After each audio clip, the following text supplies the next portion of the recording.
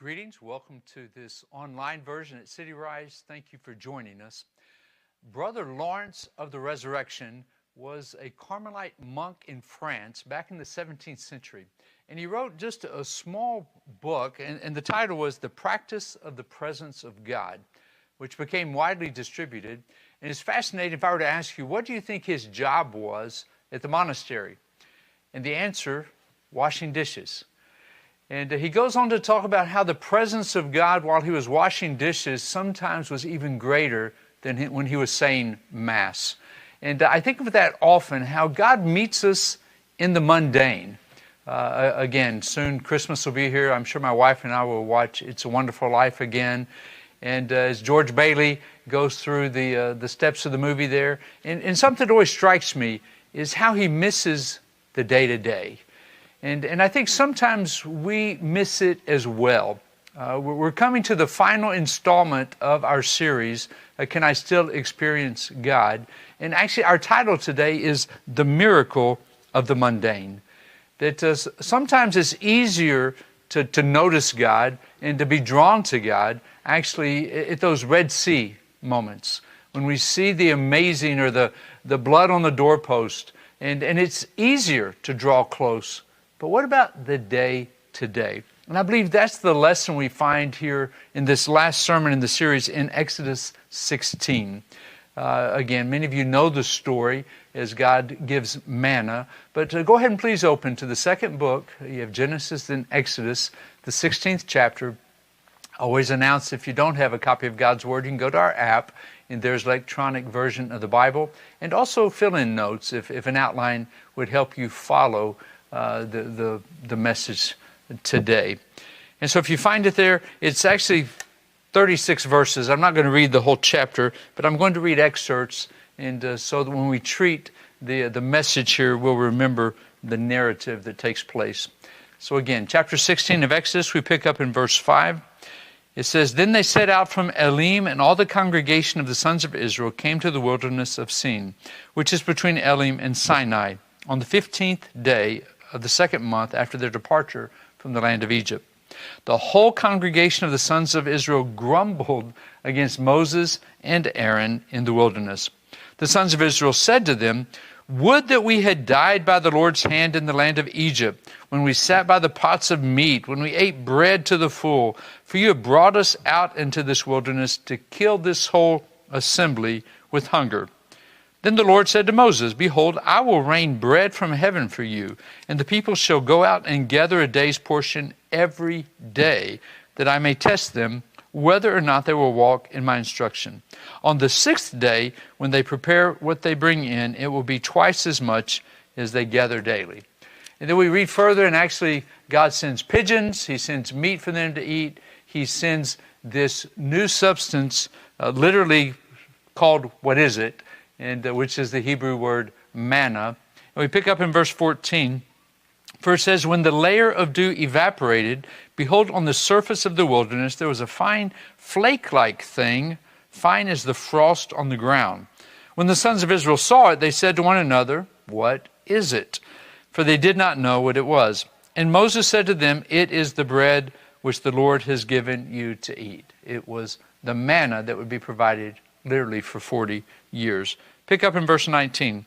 Moses said to them, Let no man leave any of it until morning. So just gather that day's worth.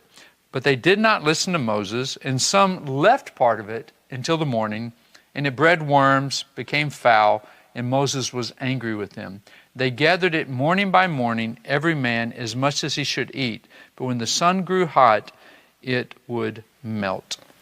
Again, we see this reoccurring story, and if you've read through the book of Exodus, you remember just the grumbling, the deliverance, then the grumbling, then the deliverance, and the patience that God shows them.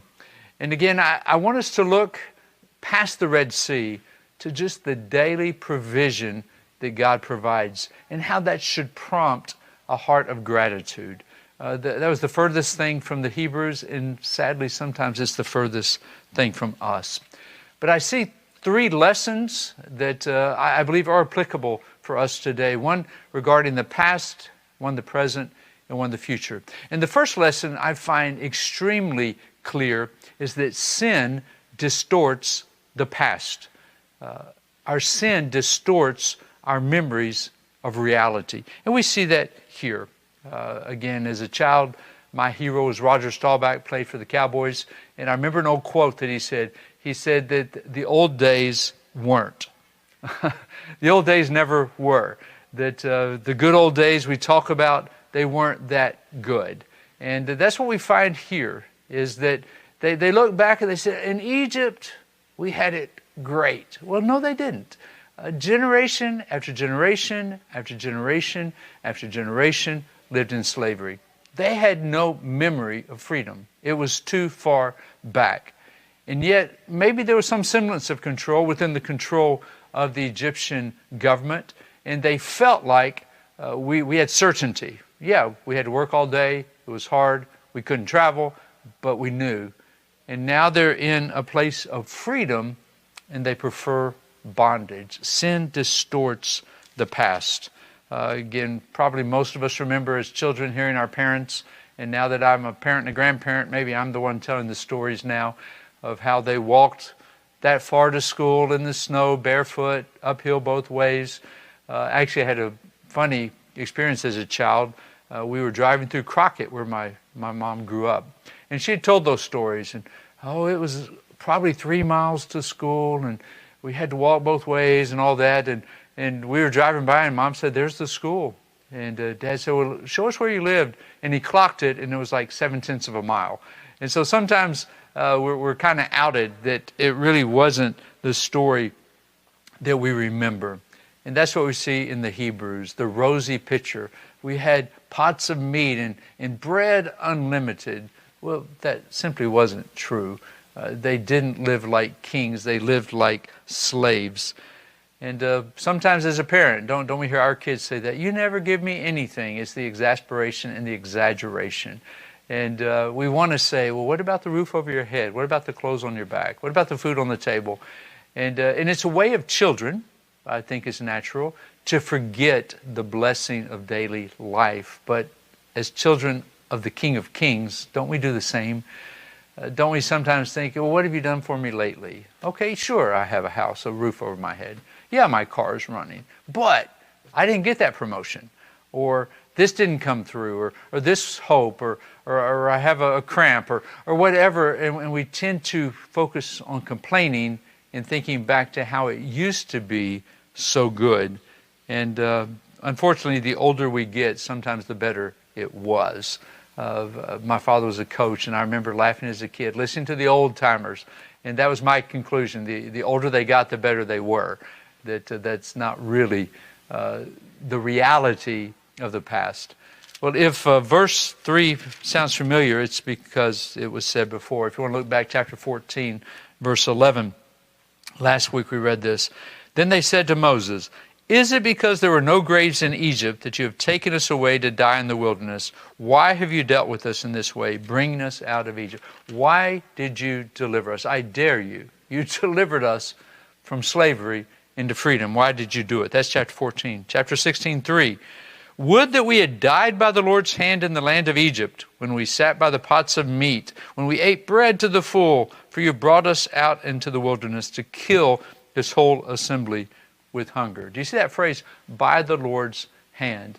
Again, they're not just questioning his power, they're questioning his motive, his character, his goodness, and they're doubtful. No, God, you had intended the whole time to bring us out here to kill us. Why? Why would he do that? It's illogical, but that's what sin does. It distorts the past. It distorts the reality of what's behind us. Again, someone once said that history is like an English lesson. It makes the past perfect and the present tense. And sometimes we just need to step back and remember God has been good to us. God has delivered us. God has brought us thus far. Now, again, a bit of a warning that I hear people, and usually they're my age, Americans, that say, we used to have the good old days. It used to be a Christian nation. Well, not to burst a bubble, but it's never been a Christian nation. It's been a nation with Christians, and yes, that influence seems to be waning. But we need to be honest about our past. There are things in our past that aren't great. The way we once treated one another, according to ethnicity and different things. And so we need to be honest about the past. But sin distorts the past collectively, but also individually. I've met with many people who've come through an addiction, but in a difficult time, they run back to it because somehow it was comfortable. Somehow it gave, in their mind, stability, which it never does. It just gives bondage. That's all it ever does, but that's what sin does. It colors the past and makes it more attractive than it should be. And I believe that's a warning to us. Let's look honestly at our surroundings. Has God given us freedom? Let's don't long for bondage. Let's rejoice in what He's done and where He's led. Sin distorts the past. I serve in a congregation in Missouri City where many would say, you know, the 70s, that was the heyday. Those were the best days. It was a previous congregation. But by faith, I don't believe that. I believe the best days are still to come.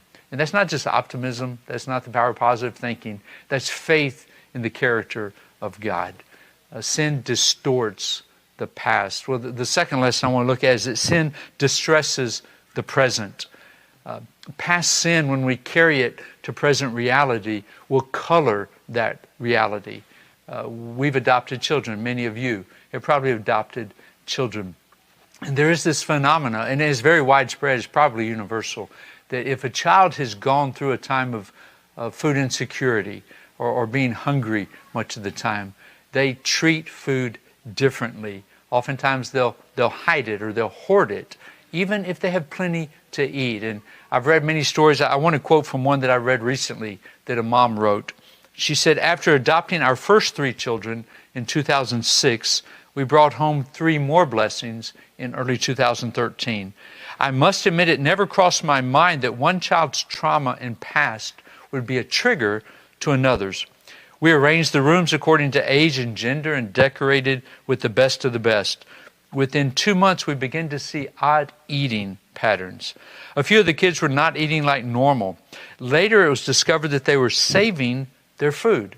Together, they devised a plan to save, transport, hide, and split their spoils in their rooms. This went on for quite a while before we caught on. And one day, as I was spring cleaning, I found 1 wrapper, then 2, then 10, then molded orange peels. And finally, I called out, go to your room, reveal to me where you have all of the food hidden immediately. When we found, what we found was amazing. I was dumbfounded at their creativity, yet angry. 73 packages of fruit snacks were hidden under the bed, in toy boxes, and in closets. Over 100 Slim Jims were hidden in the closets, drawers, heating vents, and planted in their siblings' rooms. They had plenty. They had more than plenty at every meal, but something triggered to say, I'm not sure I can trust this new mom and this new dad. I'm not sure they'll care for me. I'm not sure they have my welfare at their heart. And so I need to take into my own hands food in this situation. Well, that's what the Israelites were doing. God promised them daily bread, daily manna, but we're not sure that we can trust Him. That's what their response is. Again, follow their reasoning. They just saw God perform 10 amazing, miraculous plagues. They had slain a lamb. They put the blood on the doorpost for Passover, and the death angel had passed over, and they'd seen the perishing of the firstborn of the Egyptians. They traveled 300 miles to the Red Sea, and they were hemmed in by the army, and what happens? God opens it. They cross the dry land. They're on the other side. And now they're thinking, okay, God, you can do all that, but you can't provide breakfast. I mean, how illogical, and yet don't we do the same? Yes, God, you rescued me from the kingdom of darkness to the kingdom of light, but I'm not sure I can trust you with my family. I'm not sure you have my best at heart. And we see that sin distresses the present. Heard the simple story of a traveler back in the 1800s. a young man was walking in the countryside with his backpack, and a man with a horse-drawn carriage was coming by, and he said, "Do you need a ride?" He said, "Sure, thanks." And he gets in the carriage next to the driver there, and they go a little bit, and the driver looks at him and says, "You can put your backpack down." And he says, "No, it's too heavy. I don't want it to be a burden on the horse." Well, it obviously was. His weight is in the wagon, but somehow we think that God controls some of the challenge, some of the burden, but we have to carry some ourselves. And that's what we find the Israelites exempling for us. It's like, okay, we can trust God for the Red Sea, but this daily bread, I think it may be beyond His ability. And they begin to try to trust themselves. Sin distorts and it distresses, and Satan's whisper can sometimes become louder than God's shout. Let's look again, chapter 16, verses 14, 15. For it says, when the layer of the dew evaporated, behold, on the surface of the wilderness there was a fine flake-like thing. It's even hard for them to describe. Fine as the frost on the ground. When the sons of Israel saw it, they said to one another, "What is it?" That's the Hebrew word manna. And so that became the name of this food, for they did not know what it was. And Moses said to them, "It is bread which the Lord has given you to eat." Again, the positive menu planning was easy. Sometimes my wife asks, what are we going to eat? What do we want? It's not that we lack for food, but just the planning. Well, that's what they had for 40 years. And again, I was a missionary overseas, and we used to call it the missionary prayer. I've seen many things that my question was, what is it? And my prayer in my spirit, I was not out loud, was, Lord, I'll get it down, you keep it down. And maybe that was their first thought, what is this? And they begin to gather it. And but what was the dilemma? The dilemma was this: will it be enough? Okay, God provided, but He doesn't know how hungry I am. He may have forgotten I have 4 kids. And also we have all these doubts. Will it be enough? Well, let's read on. Verse 19 picks up that Moses said to them, "Let no man leave any of it until morning." He says, there'll be plenty tomorrow. Eat what you gather what you need, consume it, but don't save it till tomorrow. Well, the Israelites are like, well, yeah, okay. And then he turns it back. He says, no, I'm putting some away because we just don't trust this God. Will He really deliver tomorrow? So what happens? Well, the next verse 20. But they did not listen to Moses. That's kind of the theme of their wilderness wandering. And some left part of it until morning. They put it aside. What happens? And it bred worms, became foul, and Moses was angry with them. And they gathered it morning by morning, every man as much as he should eat. But when the sun grew hot, it would melt. Again, sin convinces us that God really can't take care of us, that He really isn't into the details. And that's the beauty of this to me. You know, the Red Sea is fun to preach, but it's the miraculous of the mundane that carries us day by day. It's the health for today. It's the food for today. It's the funds for today. It's the energy for today that should astound us and should prompt gratitude. Again, they refuse to trust, and how often we do. As a young man, I used to really enjoy snow skiing. And I'll never forget the time I was coming down the mountain. I don't want to make it any greater than it was. I could stay upright pretty well. And I heard a man, and there were 2. One was following the other, and he was going right, left, right. And it got my attention, and I looked, and I realized the second man was blind. And that really got my attention. And I stopped, and I just watched these 2 in tandem go right and left. And I thought, goodness, how he has to trust. Because that guy could go up to the side of a mountain and say, left, and it would not have been good. But he trusted step by step. And how hard that is for us. Our God would only lead us well. He would never lead us astray. And yet we tend to stop and say, I'm not taking another step until I know the end. And yet God is saying, left, right, trust me, and go forward. Again, He is the one who leads us, and we are the ones who choose either to follow or not. Well, let me read verses 27 and 28, because the story continues. For it came about on the 7th day that some of the people went out together, but they found none. Well, why is that? Because remember what Moses said. On the sixth day, gather double, and so on the Sabbath, you'll have something to eat. So they go out, and they found nothing. Then the Lord said to Moses, how long do you refuse to keep my commandments and my instructions? Again, we just can't trust this God. That he says to do this, but we know best. And sin distresses our present. And again, it doesn't have to. We can trust him. We can hand over to them. And it distorts. It's like a day comes where they're like, okay, you've given us manna, but I want waffles. And that's just who we are. Okay, yeah, Lord, you healed me of that, but, I still have a sprained ankle. And it's like, what about this? What about this? And it seems we're rarely, if ever, satisfied. And that's sin. That's the sin in our heart that brings distrust, that brings anxiety. And it often robs us, not simply of gratitude, but of the joy. God has always been faithful. He always will be faithful. I heard the true story of 3 generations. There was a mom, and then the grandmother, then the great-grandmother in the kitchen. And they were talking and preparing a meal. And the mom said to the other 2, you guys have seen a lot in your lifetime. What would you say is your favorite convenience that has come about in the last several decades? And she said, I think mine would be the dishwasher. Well, her mom looked around and said, well, no, mine would definitely be the refrigerator, because that was amazing when we could put food in the refrigerator. And the great-grandmother walked over to the faucet and turned on the water. And she said, this one's mine. You see, we don't even think about running water. And I'll be honest, probably the last time I thought about running water was 2 years ago. I was in Kenya, and there was no running water.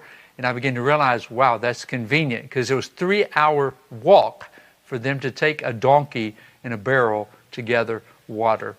And sometimes because things become so commonplace, we take them for granted and we forget to be thankful. Well, that's what we see in the example of the Hebrews, that sin distorts the past, it distresses the present, but let me give a final warning, it disturbs the future. That when we don't deal properly with where God has brought us into where we are today, it makes it challenging to prepare well for where he is leading us, because we don't orient by faith, but we orient by fear. Again, I came across some articles, and I made a compilation. People late in life, maybe near death, and they were asked the question, what are your regrets? And again, different lists, there were 30, 40 of these. They were compiled into 4 or 5 categories, which I found important. And I don't think they'll surprise you, but let me read this. Someone near death, his regrets, her regrets in the area of career and finances. They regret not working less and prioritizing family over career. They regret wasting years at the wrong job or not quitting a terrible job, chasing the wrong things, money, status, instead of the truly important. The category of relationships and connection, losing touch with friends, not saying I love you enough, staying in a bad relationship out of fear, not being a better parent. These are some of the answers. The category personal fulfillment, well-being. Several put not traveling enough, not pursuing my dreams, not having the courage to live a life true to oneself. Several put being too serious. My wife would say, I don't have that issue. Not taking enough risks or worrying too much. The last category, health and self-care. Several regret not taking better care of one's health. Several put foregoing sunscreen. And the one interesting to me, neglecting one's teeth. And so there you go. You can hear other people's regrets, so maybe you can choose different ones. As a grandfather of 10 now, I have heard mothers say this before, and I understand what they're saying, that the days are long, but the years are short. And again, looking back, I miss the memories sometimes of those vacations, but what I miss even more, to be honest, are just the simple things. Sitting, watching a video back in the day with one of my kids on each leg and the other one next to me. At that time, we had 3. Some of those just simple things. And that's why I believe the Lord led me this week to call this the miracle of the mundane. That God is faithful in the everyday little things. And maybe because they're little, we simply forget them, or maybe we overlook them. Again, I can't assure you a regret-free future, but trusting God is the first step toward that. A poet by the name of John Greenleaf Whittier, he wrote this: "For of all the sad words of tongue or pen, the saddest are these, it might have been." Trust God and live boldly. Walk after him. An anonymous quote I found: "A man is not old till regrets take the place of dreams." I like that because it tells me I'm not old. I'm still in the dreaming business with the Lord. And the lesson again from our study is not only that the Lord delivered from something. He delivered from Egypt, from bondage, but he delivered to something. He delivered to the promised land. He delivered to freedom. And so if you find yourself in the in-between, focus on the destination, that God is leading you to something. Again, sometimes we are craving the Red Sea and we're missing the manna. We're missing that day-to-day blessing. And life is more about manna than Red Sea crossings. And today, let's take comfort in that. Let's focus on the miracles of the mundane, that God is walking with us. I started with Brother Lawrence. Well, to him, what's the symbol of the miraculous? Well, it's a wash rag and a plate, I guess. That maybe we need to look for God in the little things. And maybe in finding him there, we'll trust him for the big things. We conclude our series, Can I Still Experience God? For the last 11 weeks, I've said yes. And so that's the conclusion today. Yes, we can, but how? By trusting him, by following him, by obeying him, and by walking in faith. Let's pray. Father, I thank you for the Red Sea moments in my past, but I've been reminded this week to thank you for my daily bread, for health to get out of bed, Lord, for a car that's running today, Lord, for those little things, and for your goodness. Lord, help me to learn from Brother Lawrence to celebrate the daily and find you present in them. And I pray the same for our hearers, that we will celebrate you well, we'll walk by faith. And I pray in Jesus' name.